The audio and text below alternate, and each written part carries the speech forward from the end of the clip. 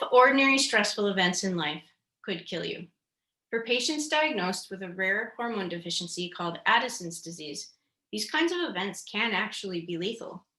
These patients can no longer produce hormones that protect against stress.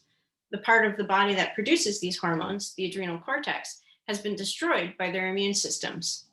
The current treatment, which hasn't changed for decades, is lifelong hormone replacement therapy. And despite treatment, patients still lack an ability to naturally adjust levels of these hormones in response to stress.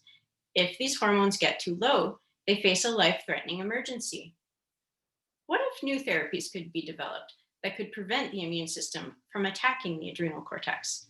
Unfortunately, several obstacles stand in the way. The disease is rare. Only 4 per 1 million people are diagnosed each year in the US. Symptoms are generic and frequently mistaken for other less serious ailments. These factors make it hard to find enough patients to fill a study at an early enough stage to develop and test new treatments.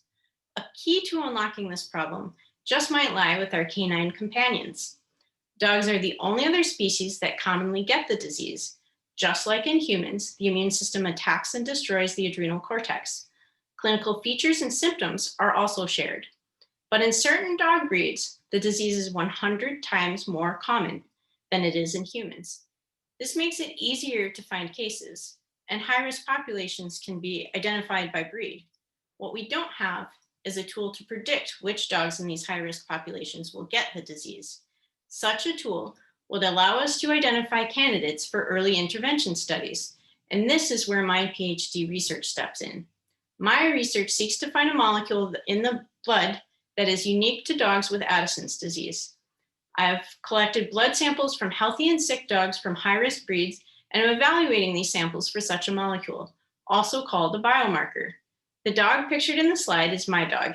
He is a Portuguese water dog, one of the breeds that are at highest risk for the disease. Antibodies, also pictured in the slide, are proteins shaped like the letter Y that bind to other proteins in the body that are perceived as risks by the immune system. My preliminary data is consistent with the presence of an antibody biomarker in recently diagnosed dogs. Antibody biomarkers are common in many types of autoimmune diseases like Addison's disease. My next step is to identify what protein the antibody is binding to. Once this target protein has been identified, I can use this knowledge to develop a screening test for the disease, which would be revolutionary. A screening test that can identify dogs in the early stages of disease will make new treatments to stop the disease possible. This will help us lay the groundwork to achieve our long-term goal of preventing the disease in both humans and dogs.